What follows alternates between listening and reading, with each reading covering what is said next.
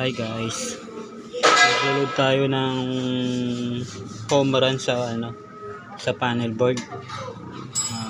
Galing sa Meralco. Ito na guys.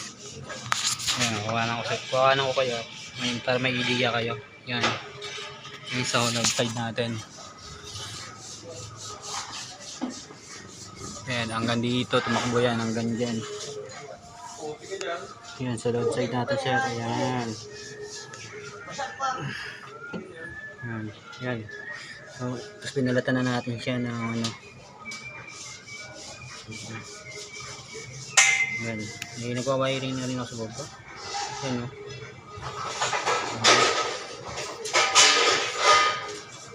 Para hindi pa siya tapos. Pag natapos na, ipapakita ko sa inyo kung paano ka ganda yung paggagawa natin guys. Okay.